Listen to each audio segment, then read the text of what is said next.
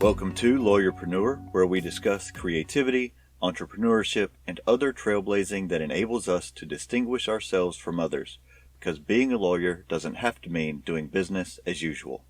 I am your host, Jeremy Richter. Today's episode is brought to you by Alps, who wishes you a happy spring. After a year that was anything but easy, Alps is committed to bringing ease to insurance. Alps is the nation's largest direct writer of lawyers' malpractice insurance. That means you have direct access to your insurance team, from account managers to claims attorneys. And Alps has the simplest, most straightforward online application out there. Qualifying firms can even apply, see rates, and bind coverage all in about 20 minutes. When it comes to continuing your coverage, Alps makes that easy too, with 100% online renewal. With Alps, you can spend less time insurancing and more time innovating. Get started at applyonline.alpsinsurance.com. That's applyonline.alpsinsurance.com. In addition to the corporate sponsorship that helps pay for the hosting and transcription of the show, you can support Lawyerpreneur on Patreon at patreon.com/lawyerpreneur. For less than the cost of a .1, you can help pay for the time it takes to create and edit Lawyerpreneur and receive copies of my two most recent books, Stop Putting Out Fires and Level Up Your Law Practice. Now, on to the show.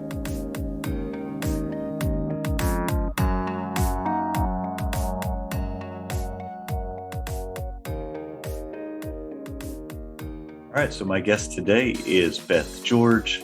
She is a New York lawyer who runs the bagel-based consulting business BYOB Bagels. And I'm actually recording this introduction after the fact because we just jumped right into the conversation and don't have the normal preamble here.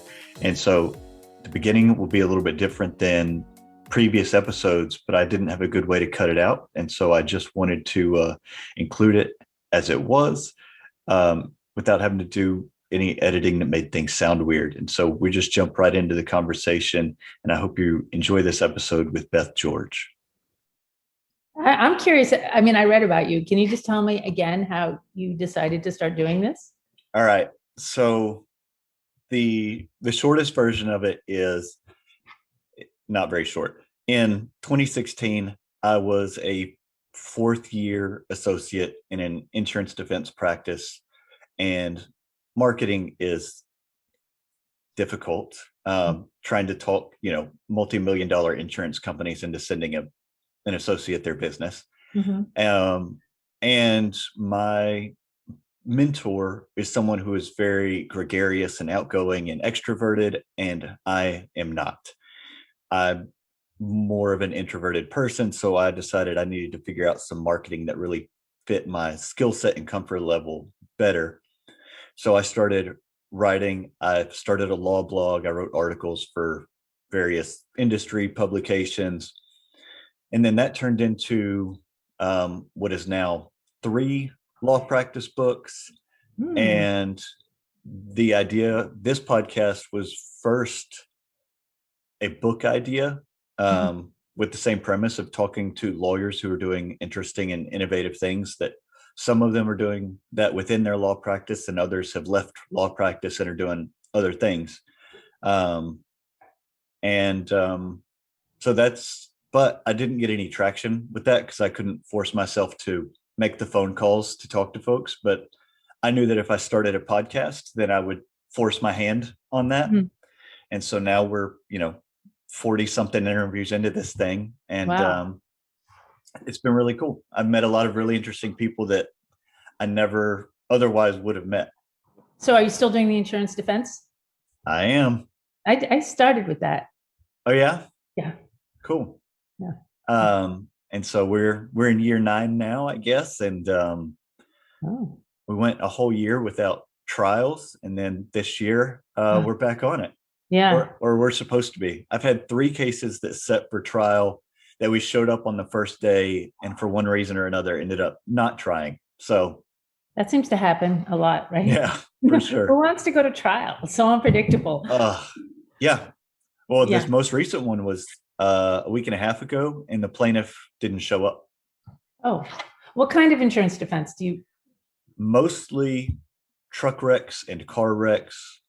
Yeah, I did all sorts of defense because everything from 42 USC 1983 defense to because we represented municipalities to just insurance matters with who knows what. Yeah. Um, Well, we represent one of our clients for the firm is a municipal insurer, so we are familiar with 1983 Mm. stuff because sometimes police officers get carried Yeah. away. Yes. That happens on occasion?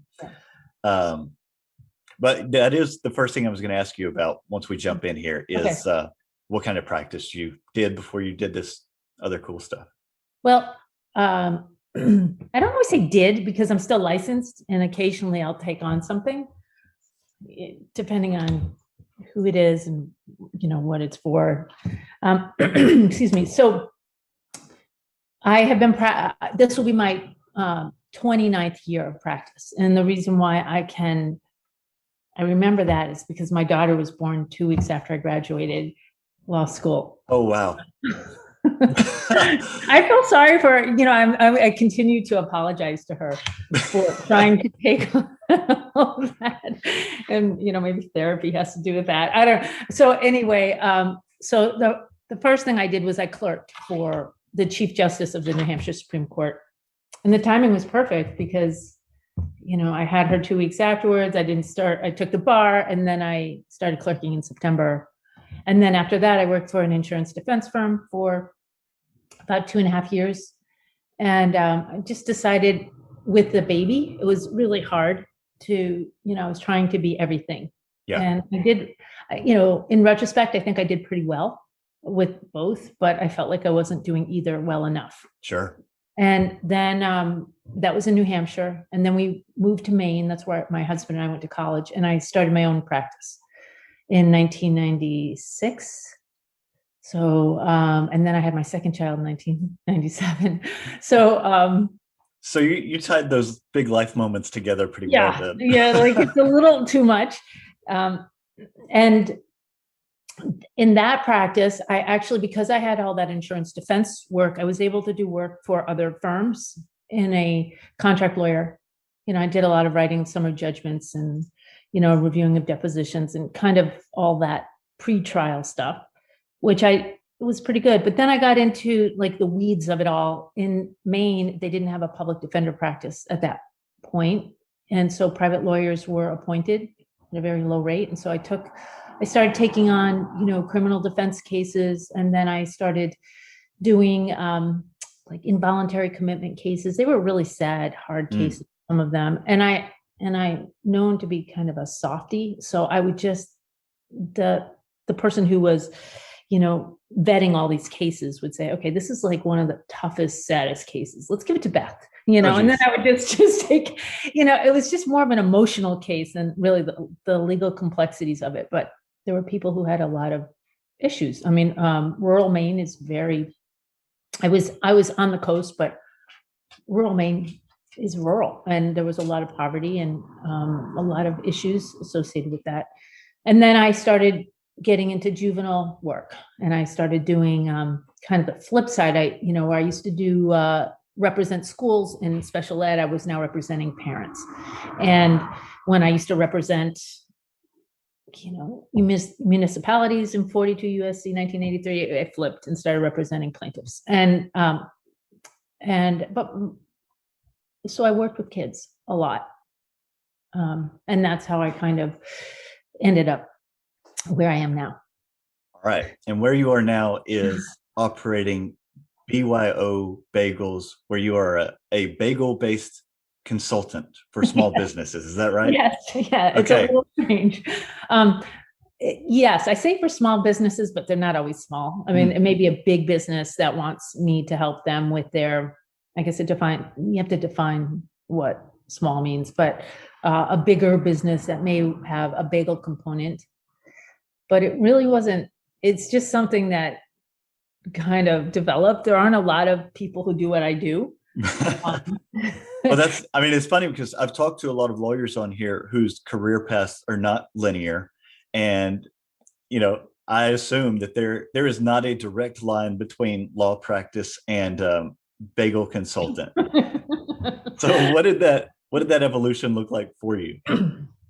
So the evolution had to do with my son's health, actually, and my clients. So as I said, at some point, I narrowed my practice to mostly juvenile. I don't like saying juvenile defense. It was really juvenile advocacy. So I had kids who were in the juvenile justice system, we call it, but it was really criminal, not defined as criminal, but they were being charged with what, if they were adults, crimes. And I was also working with kids who were being taken from their parents. And I was also representing parents who were having their kids taken away. And I did, as I said, a little bit of work in people who are being involuntarily committed to institutions and then having to, say that it didn't meet the criteria for keeping them in. And along with that, there was some Social Security work that I did. And the Social Security work I also did in law school. There was a clinic there, so I was familiar with that. So what I was seeing was a trend of most of the kids I was representing had been diagnosed with some behavioral disorder. There was a recommendation for drugging them. They were put in the special ed system or some other system. And there was just this kind of train I saw going, but really not a whole lot of progress. Just like, okay, this kid is acting like this. It must be because, their aberrant behavior is because of some bad thing. And therefore, the only way to deal with this is to drug it. And so I started questioning that while I was representing the kids, but not, and just observing it and saying this feels so weird to me. Like, why is this happening? And looking back at, when I was a kid, maybe we had one kid with ADHD, and what they would do is they'd put the kid in an extra soccer class. There wasn't this like kind of rush to, I call drug or medicate. So then when my son, I'm going to just fast forward on my son because the story sounds a little scary with him, but then if you look at the outcome, it's pretty amazing. So he's now 24. He graduated with honors in chemical engineering from a top engineering school in New Jersey, is working as an engineer in New York City, and is actually helping me with the bagel business a little bit. Cool. Between chemistry and architecture stuff. But when he was little, we just started noticing that he would, suddenly just lose his ability to be rational. I mean, most kids, but this would get to the point of a fit that could last an hour, or, I get calls from the school that he's not paying attention, and, just various other things. So as I'm watching this happen with him, I'm trying to pinpoint why he's acting like this, because there were times that he was completely like easy and always very bright, like beyond bright. And so I'm saying, okay, where do I get this kind of Zen child to this child who's off the rails? Like, what happened between Zen and off the rails? Yeah. Like something that, and so, we're taught to look for causation, right? And I said, I don't know what's causing this. And I'm thinking hormones, women, sometimes we know that in our cycles, we would have a hormonal like crash or something. And so I'm saying, this is a 4-year-old, a 5-year-old, a 6-year-old boy, like what's happening? And it ultimately, and I just started asking questions and going to different medical practices. And then we ended up landing in a kind of a holistic practice. And they did a range of therapies, not just medication. And in that practice, they had a meeting one day of parents. It was a focus group of, do you think we should put in a pediatric practice? And so I raised some concerns about now I had a 3rd child by this point. And I raised concerns. She was born in 2002. So I raised concerns about her health, like going forward, and concerns about what was happening with my son. And this other parent, and I don't know her today, but I do remember her name was Erica, but I don't remember, she just said to me, have you thought about what he's eating? Did you know that food can impact behavior? And here I am, very well educated. I'm like, no, I hadn't really thought of that, and as she just started saying, if I have a child, he was diagnosed autistic, I not only changed his diet, but I supplemented him. It was a very tight thing she was doing. And so I basically took her advice and I started looking at what he was eating and charting everything he ate, and then kind of what would happen afterwards. And so we started seeing trends. When he would eat bread or wheat, he would just shut down, like it was almost like he was going into some sort of zone. I can't really explain that. So when people would say, I think he's autistic, well, he probably had an overload of whatever he wasn't able to digest at that point. Then I started learning that like artificial colors, flavors, preservatives can all have impacts, especially on certain very sensitive humans can pick this up. So then I did what I consider it was a modified elimination diet, because to eliminate, I don't know if you've heard of an elimination diet, but you take out everything that's possibly troubling and then you put it in one at a time. And I'm like, I have 3 kids, Yeah. a law practice, like how am I going to do this? So I just did it. I took out wheat and dairy and immediately saw changes. And then when I put wheat back in, we saw that he was kind of shutting down again. So I'm like, there's something with this whole wheat thing, which is funny because I'm teaching bagels right now, but we'll get into that later. So then, at the time, I mean, this was in 2000, maybe 2001, 2002. People weren't talking about the gut-brain connection. We're talking about that now. If you look up gut-brain connection, you're going to see plenty of articles on that. So, without clinical studies or anything, he was my own little, study. I would monitor him.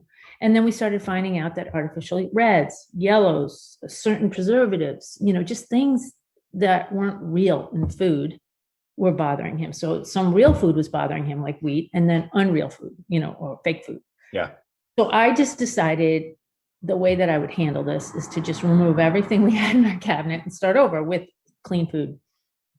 And he's not celiac, which is that's an autoimmune disorder where you really can't eat gluten. It's poisonous to people with celiac, but he is highly sensitive to what's known as common wheat. And common wheat is called Triticum estivum. But there's another wheat out there, well, at least the US calls it wheat, but other countries don't. It's called spelt, or it's in the farro family. And I tested him with this spelt, and that's called Triticum estivum. Triticum spelta. And it's in the same genus, but it's a different genus. It's just a different grain. And it's much more digestible. So I started feeding him spelt breads and other things, and he didn't have any reaction to it. So I'm like, okay, the kid he can do this. So I started looking for spelt products in the marketplace, and I couldn't find them that were good. There were a lot that tasted like cardboard. Yeah. So I just asked him, after now by this time he was 8, and I said, okay, we know what bothers you. So, and we know we can't do wheat anymore. So what are you missing? And he just said, I'm missing bagels. And so I said, okay, I'm going to make a spelt bagel. And within a year of making the spelt bagel, we created a spelt bagel factory. It got a little out of control. Or maybe 2 years. And then we got into like major supermarket chains with this stuff. It was not a wise move. Okay. And so I became like this spelt expert, like everybody wanted to know. And then in 2006, the FDA changed the regulations on spelt, where it used to, you could say, wheat free, or you could say contains spelt, whatever. Now, for whatever reason, I didn't look into the lobbying efforts behind it, the FDA required that spelt be labeled as wheat. So now I'm getting spelt and it says contains wheat. I'm like, what's going on here? My kid can't eat wheat. And I call the companies and they explain this to me. I look up the law, I find it, and there was like a fight over this. So that was kind of a bad time to start up a spelt company, because I had to label it as wheat. And it was really hard for people to understand that. And it was really, really pre-Facebook and Instagram. So I had no way to get out to the world and tell them what I was doing. Like, I think now if I were to start spelt over, we would have a very different outcome. But the business itself survived for, I would say, 8 or 9 years, because I had different people along the way saying, oh, this is amazing. Like, take it to New York. So I end up taking it here in the bakery I'm in now, and we tested out in New York. Got a very good response. And then I got investors, and we built a factory in Brooklyn. And that just, for various reasons, didn't work out. I mean, we did it for about 3 years. So after that, I'm like, okay, now kind of during that, I'm like, I better get the New York bar. So I ended up getting the New York bar because I saw the writing on the wall with this company. And then Frank Morrow, who brought me here, he's 82 years old now. So that was like, he was 72 then. He had run several bagel franchises, and he was the guy who sold me all my bagel equipment. And he said to me, you have so much knowledge. I'm selling so much equipment to people. They're spending hundreds of thousands of dollars investing in these businesses, and they don't know what they're doing. We could collaborate and, create, a small consulting practice. And that's what we started with. And then it's just developed into something a lot more than a small consulting practice. So that's really cool. All right. So the BYOB part of BYOB Bagels. I have a couple questions for you, and maybe they have the same answer and maybe they don't, but it's my understanding that you have kind of two interpretations of that, and that's build your own business and to be your own boss. Yep. So I don't know if those have different answers, but why was it important to you? Because you've done a couple of different businesses now. To build your own business. And you talked about how the family part of it led into the business part of it. But I assume that having stuck with it for so long now, that there was some importance for you to have your own business and to be your own boss. And what was that? So I grew up in a family business. I don't know if that came out anywhere in any of this, but my parents were the children of immigrants from what was then Lebanon. So they came in as, they were first generation and lived in communities really where there was no other Lebanese people, or moved us to a community. And that happened because my mother, she would be 96 now. My father would be 100.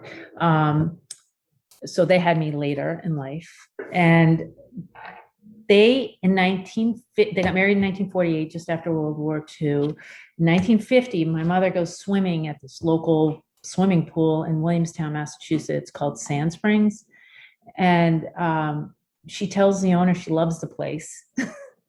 And the owner says, buy it. And my mother convinces my father, who's grew up in a grocery store. Her dad did Oriental rugs, did repairing of them.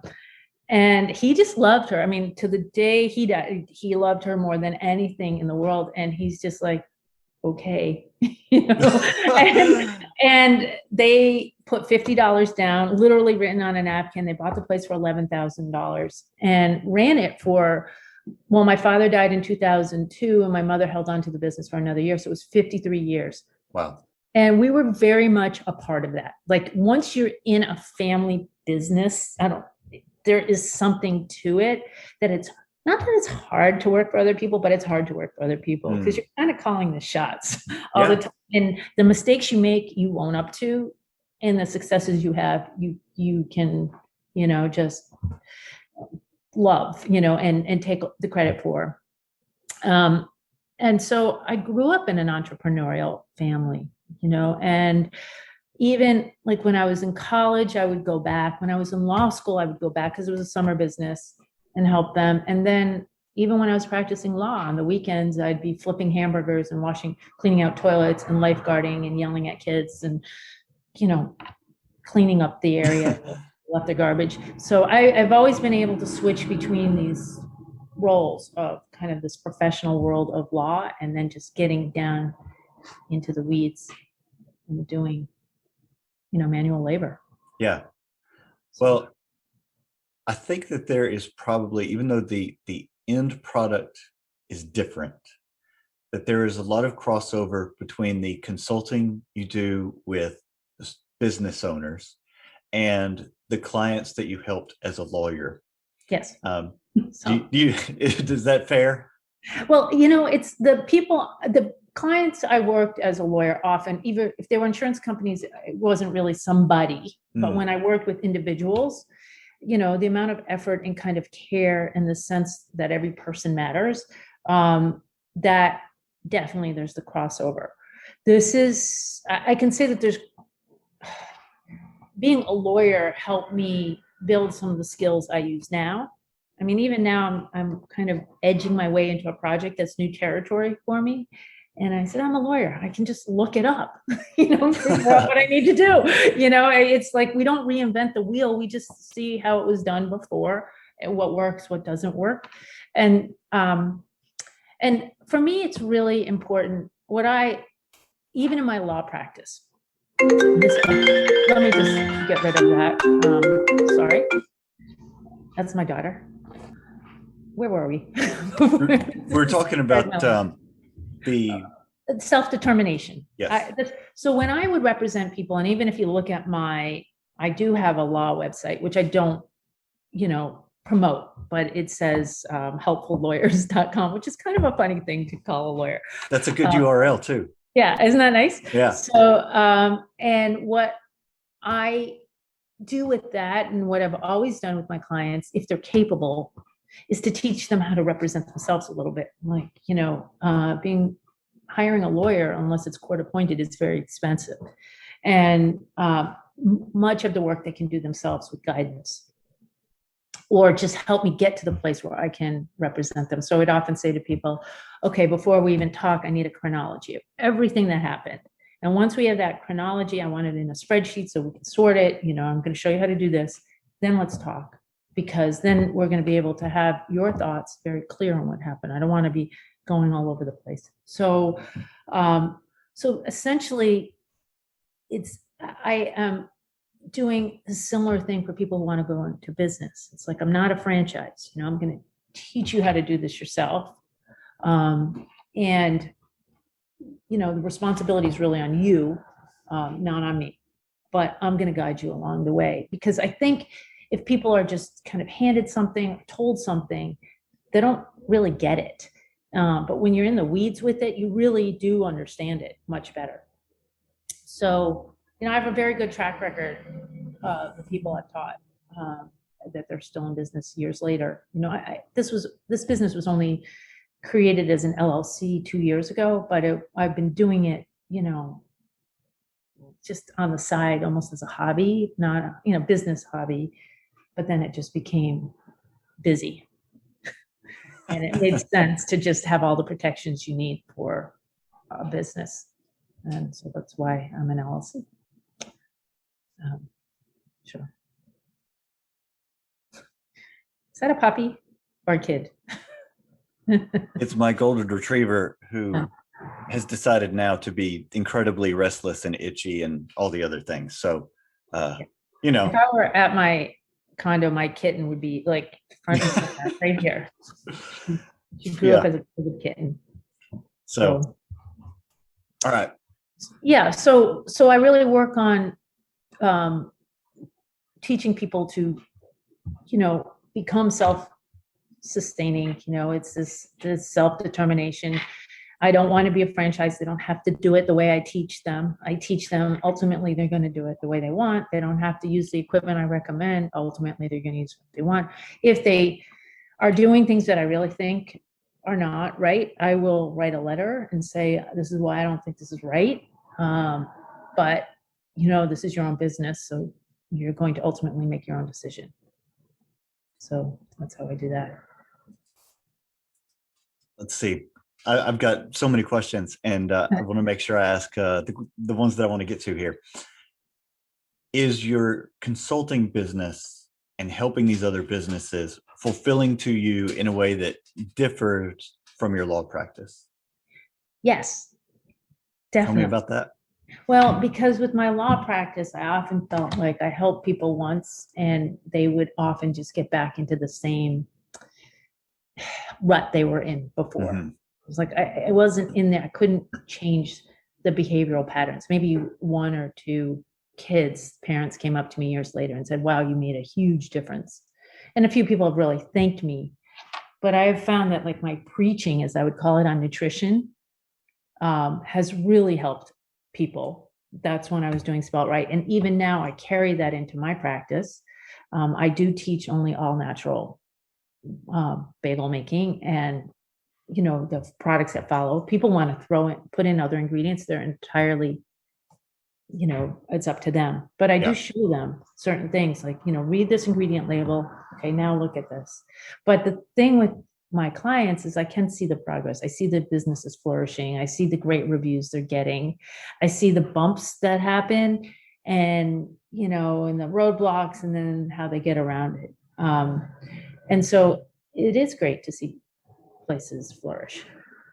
All right. So a lot of the lawyers that I've talked to over the last 15 months or so, and I know you haven't left law practice because you keep your license and you handle some clients here and there, but they mentioned the mental and the emotional hurdles that come with not practicing full-time or not practicing anymore, because there's been so much time equity put into becoming a lawyer and building a practice, and how it becomes a part of your identity that you're a lawyer.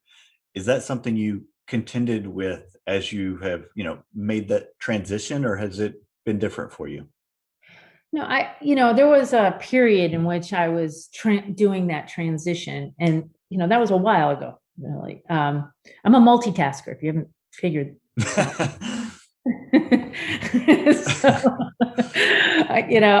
And so I have. So I always, and I'm not sure where that mentality is with me, but I always make sure I kind of have a backup plan, like plan B. And so there were times that I was frustrated, especially when I moved to New York, and I was just under 50 at that point. And, I came out of Maine, and I'm like, here's a lawyer. I have a lot of experience, but I have no bank of business. Nobody really wanted to hire me. They're all like, you have... the ads always say lawyer with 1 to 3 years experience. Right. Like, well, okay, that throws me out of it. Yeah. I mean, I can't even lie about that. You just look at me, right? There's nothing I can say. It's like, oh, have you done? I've done that. I've done this. I've done this. I've done this. But no, I didn't bring business with me because I came from Maine. And I was doing the kind of work that isn't transportable. So I was frustrated with that, and that frustration led me to look at other ways I could take the skill that I have and do something with it. I mean, I write contracts every day. Like, I'm working on writing a contract right now, and it's complicated. I'm like, how do I write this contract? So I'm going back to my, whatever contracts 101 was. I can't even remember. But I have to go back. I'm always falling back on this legal degree. It's something I would never in a million years give up. Actually, law school was 3 of the best years of my life. I loved it. So when you listened to your now business partner, and he suggested this idea of the consulting business, how did you know, or maybe it was just a decision that you had or could cultivate the expertise to help other business owners? Well, it's interesting. So we're technically not partners anymore, but we work together every day. So the business is mine, and he's a senior consultant in the business. But he's the one who kept saying to me, your values in your brain, your values in your brain. He goes, you can write, you speak eloquently, you know how to, look at anything. Another thing I did was I used to go with him to bagel shops around New York City, and understand I'm a freak about ingredients, like, because I know what happened to my son. It's real. And it still does. Like, he's still as sensitive as he was. And so am I, which is interesting. So I started seeing what was going into bagels in New York. And New York is getting a bad rap on its bagels lately. I don't know if you've read any of the articles. New York Times said they're not the best bagels anymore, like California is. That's a big slap in the face. Sure. The New York Times say to New York City, you don't have the best bagels anymore. So I saw that because I saw the ingredients going in, like yellow dye and flavoring for egg bagels. And, the pumpernickel bagels were really caramel color and something else. And then there were these very processed flours and processed ingredients going into most bagels. And I would say to him, listen, I want to teach people better because I understand, okay, that I don't eat a lot of bagels anymore. I do eat some because they're really good, but my son really can't eat these. And spelt's hard to get now, so I haven't been able to bake in spelt at the moment. But for the people who love and enjoy bagels, why don't we offer a healthier alternative? That was my whole focus with this, was let's teach people to do it right. And if we can teach people to do it right, then the bagels around the world are just going to not be bad bagels. They're going to be really good bagels, and also not really making people feel sick. Because sometimes when you eat a bagel, it's just too much. It's like super heavy. It sits in your stomach. You like regret it for a few days.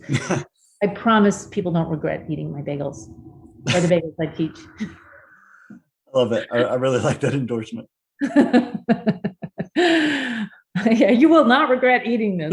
Not that it tastes really good or it's like amazing. You just won't regret it. You won't regret it. It's something like in New York when somebody says it ain't bad. It's actually a compliment, but I'm like, what do you mean it ain't bad? I really want this is so amazing, fantastic, whatever, and I get it ain't bad. Yeah, that's like the minimum competency, right? Yeah, I was shooting for more.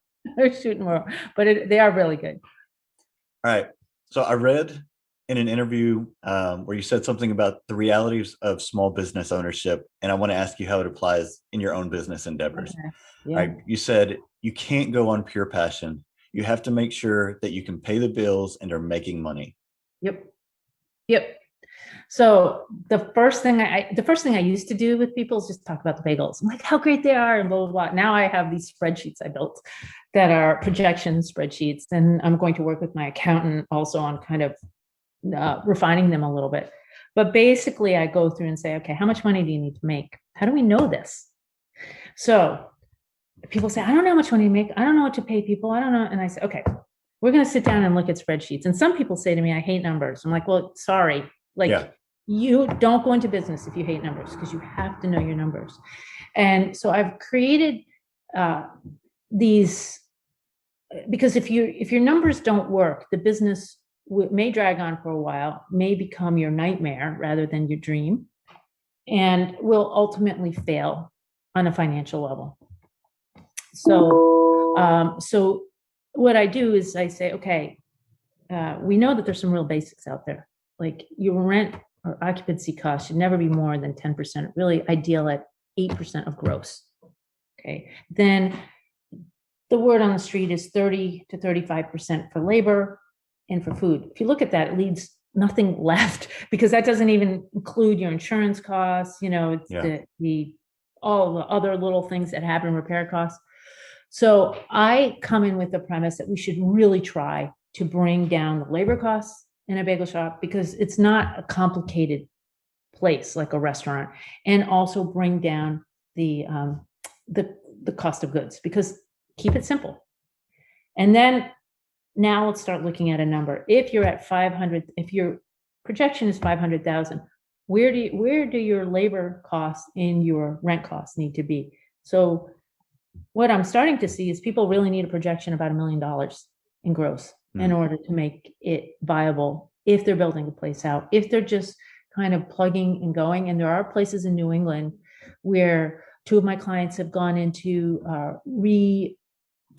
don't know what's the word for it, but it's like a reconditioned factory. These factories that have been turned into these multi-use spaces. And it's really a New England thing, because we have all the old factories up here. That doesn't happen a lot out west. But yeah, we've got a Dr. Pepper plant down here that got converted into what you're talking about. Yeah, and those are great places because they already have the three-phase power, they have the gas, they have, they're made of stone basically, and so when people go into those places, they really have very few startup costs. They're buying the equipment, they're not building out the place, and they start making money right away. So maybe they can say, yeah, all I really need to make is 500,000 or 250,000 a year. But most people who are building out a place that could cost to $400,000 to $500,000, you got to look at some serious cash. So then the next question is, how do I make that? I said, oh, I'll show you how to do that. In very large terms. It's basic algebra. How many people are you going to get in the door? How much are they going to spend?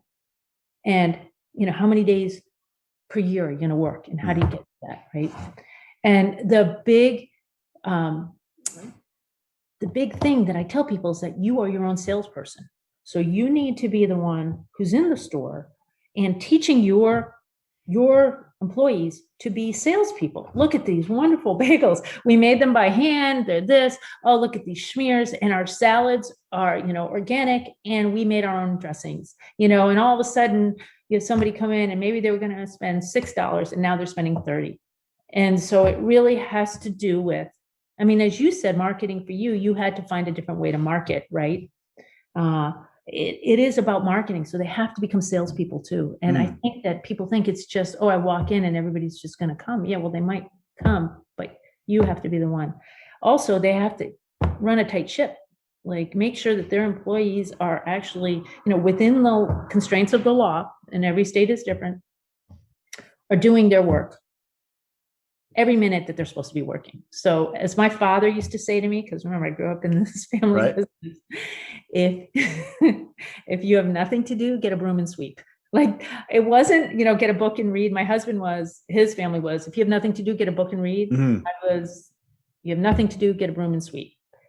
And that's basically, I should probably put that in some of the material. Yeah. So, all right. So one of my friends wanted me to ask if you have an opinion about bread sliced bagels, which I didn't even know was a thing to cut bagels that way. But bread sliced bagels, I think they do that in Chicago? I have no idea. I'd never heard of it before. He's like, you have to ask her about this. Bread sliced bagels, we are still New York Metro, so that might be sacrilegious here. Yeah, you got to stick to some norms. You got to stick to some norms. But I do sometimes put old bagels through the bread slicer and then turn them into, Frank's coming in with his dog right now, so you might hit that. Fair enough. Okay. I hear them, so I'm going to, oh no, they went upstairs, to run the dog. That's all right. This will be the podcast episode full of lots of ambient things. Yeah. So yeah, we're good. We're just going to accept it. Okay. Got the daughter calling, my pup on this end. It's all the things. Okay. All right. So my final topic for us is this, because I want to be respectful of your time and I know you've got a lot going on. What is it about BYOB Bagels that, and I don't know whether you consider yourself to be a creative person or not, but that allows you to connect your creativity to your career and fill a creative well? Wow. Yes, it is creative. I'll say I always regretted that I never took a musical instrument or was in plays at school or did sports, but most of that was because I was working in the family business.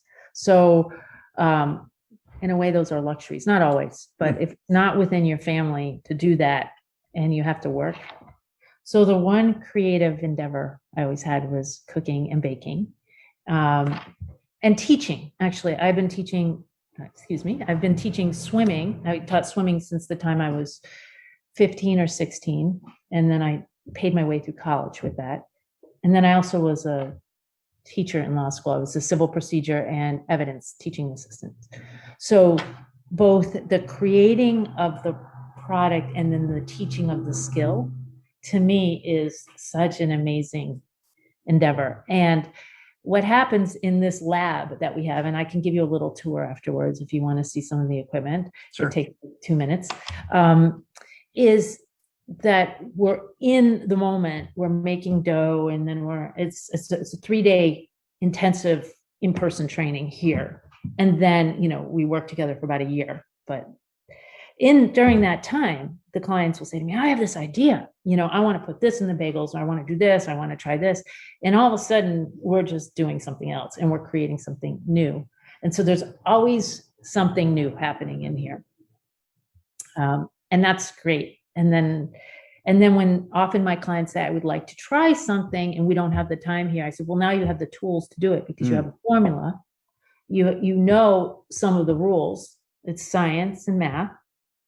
And you can test it in small batches because you can scale down. Everything I teach is scalable up and down. So if you want to try a 3-pound batch of flour rather than 50 pounds, test this out, see what happens. And then this is how you adjust. So we often do that remotely after a while. So yeah, there's a lot of creative stuff that happens. And now we're getting into schmears and salads and all sorts of other things that happen. Well, that's really great. And I appreciate your time and your knowledge. So where can people follow or connect with you and keep up with what you're doing? So I have a website, BYOB Bagels.com. We don't really do newsletters because I don't really want to harass people with that stuff. Sure. I do keep a list, and eventually when we do some things, I am creating a product, and when that comes out, we'll notify everybody. And then also I'm more active on Instagram. So it's at BYOB Bagels. That's it. And, you'll see me every so often talking, or Frank talking, or showing what we've made or where we've been. So, yeah, it's a good thing. And one thing I just want to say is when I work with these clients, it is a long-term relationship. This is not like, oh, you come in for training for 3 days and it's over. Because it takes about a year to open a shop, and especially during COVID, longer. Yeah. So it's a one price for that. It's not, I don't charge hourly. I can't do that. Yeah. It's too hard. Yes, I totally understand that. Well, thank you so much for your time. I really enjoyed the conversation. Yeah, thank you also. And I'll be following you. Tell me how do I follow you? I think I follow you on Instagram, but let me. Yeah, so I'm at Lawyerpreneur. I don't even know what I am on Instagram. It's either Lawyerpreneur or Lawyerpreneur Podcast. Okay. If you start following me, I'll start following you. Perfect. Okay. We'll do that. All right. Thank you so much. All right. Thank you. All right. Bye-bye. Thanks for listening, and I hope you've enjoyed today's show. Please take time to rate and subscribe at whatever podcatcher you're listening on. And if you want more from me, you can find me at jeremywrichter.com. You can also find me on Twitter at RichterJW. And if you want the extra audio and benefits available at Patreon, you can become a patron at patreon.com/lawyerpreneur. Thanks for listening.